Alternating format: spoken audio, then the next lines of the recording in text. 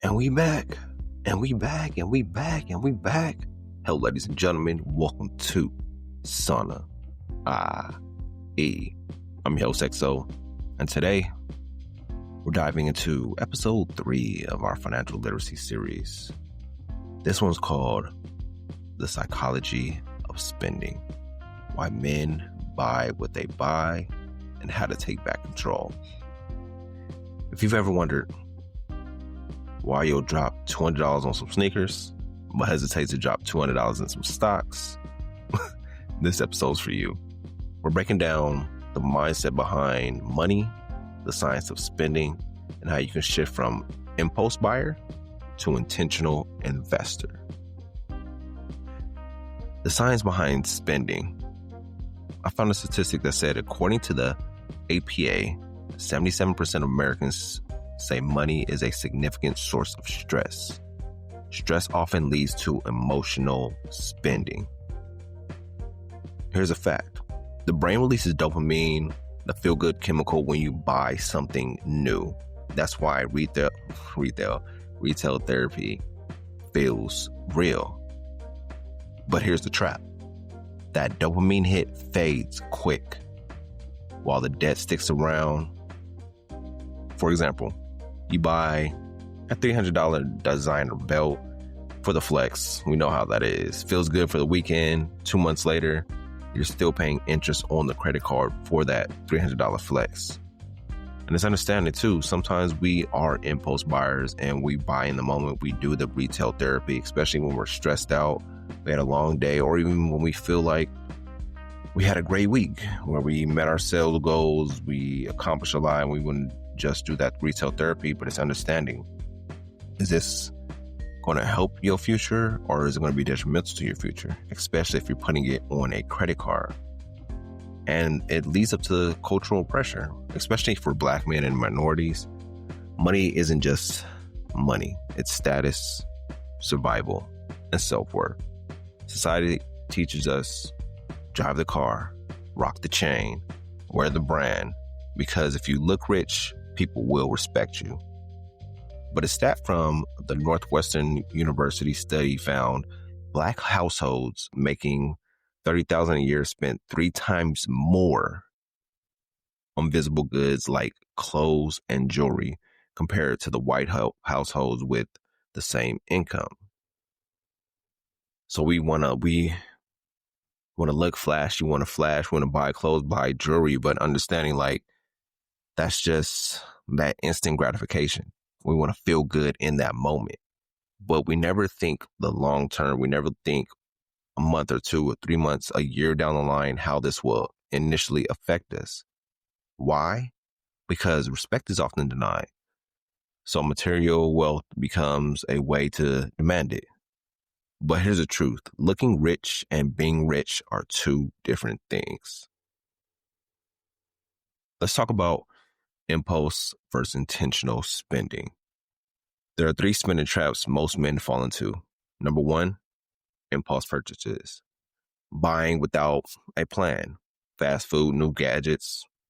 Number 2 would be lifestyle creep. Every time you earn more, you spend more. And I was a victim of both of these, where I would impulse buy. We'll go out and I'll be like, okay, let me go get these new shoes. Oh, let me go get some new clothes. Oh, let me go get some new cologne. Just impulse buying, and rewarded myself for my daily accomplishments. And as well as the lifestyle creep, when I started earning more and I started spending more. And what I learned that the hard way, that you have to continuously live below your means, no matter how your lifestyle increases when it comes to your income. Because every time we get more money, we want to spend more instead of staying within our means. And the third one would be that social comparison, spending to keep up with the peers. But does that really work out in the long run? It's like we live for that moment, that impulse buy, that lifestyle creep, the social comparison.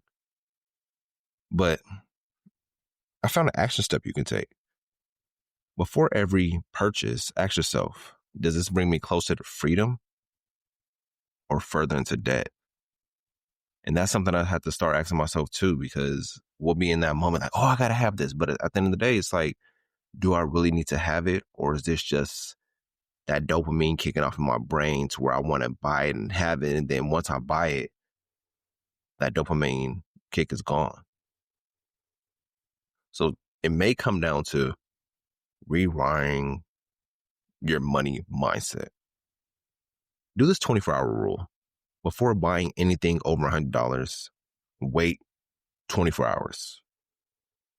70% of the time, the urge passes. And that leads me up to values-based budgeting. Spend on what aligns with your goals. Cut what doesn't. And if your goal is freedom, invest before you flex.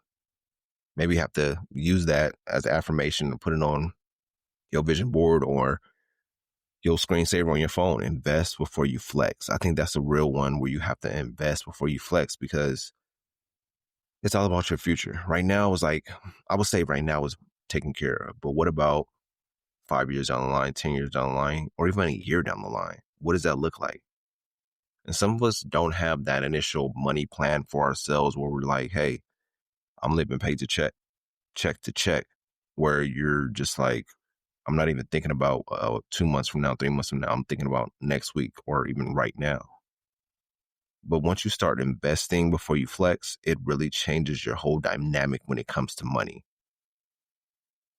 Also track that emotional spending. Write down every mood purchase for 30 days and you'll see the patterns. And that leads me up to the 7-day action plan. Here's your challenge this week. Day 1, track every purchase for 24 hours. We all got phones, iPhones, Androids, whatever you may have. Open up that Notes app and start tracking your daily budgets. Whenever you hear this, like, all right, Monday, I'm tracking my daily purchases for the next 24 hours. And then day 2, identify your biggest spending trigger. Was it boredom? Was it stress? Or was it an Instagram flex? And be real with yourself too, because I feel like we all like to sugarcoat stuff when it comes to ourselves, and we harsh on other people. So be real with yourself when you identify those certain spending triggers. On day 3, set a weekly guilt-free spending amount to stick to. Do you have this already, or is this something new to you? You're like, hey, I've never heard of guilt-free spending on a weekly basis. And number 4, automate one bill or savings contribution. What can you automate? Is it your rent, your car payment, car insurance, Wi-Fi, whatever it may be? Automate that one bill on day 4. And day 5, unfollow. Yes, unfollow 5 social accounts that trigger keeping up pressure. We may be following celebrities like, why am I following a celebrity? All they do is flash, flex, and all that stuff. They're not really helping me or benefiting my future. I have to do this myself. Like, is this person really helping me, or am I just looking at what they have and I want what they have? So follow 5 social accounts that trigger keeping up with the pressure on day 5. Day 6, review your purchases. Were they wants or were they needs? And that's what I have to ask myself too when I'm buying something. Is like, is this a want or is this a need? Because you'll be surprised how much stuff you want that you really don't need. And that leads me up to day number 7. Move $50 into your savings or investments instead of spending. By the end of the week, you'll not only see where your money is going, you'll start feel more in control of it. And that is the 7-day action plan to help you get in control of your money, of your spending, and not have those impulse buys or dopamine buys. And remember, money is emotional before it's mathematical. If you master your emotions, you master your money. And this is a quick, brief episode, but I feel like I got the information out that we needed to hear when it comes to why we buy what we buy.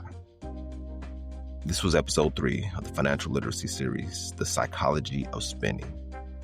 If this hit home, share with a brother, leave a review, pull up next week with episode 4, Generational Wealth, what it really means, and how we build it.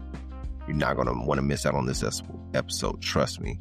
And a book that I recommend too, when it comes to understanding psychology and when it comes to money, is The Psychology of Money by Morgan Housel. That is a great book, and it lets you know the insights on some people's thinking when it comes to spending, when it comes to money.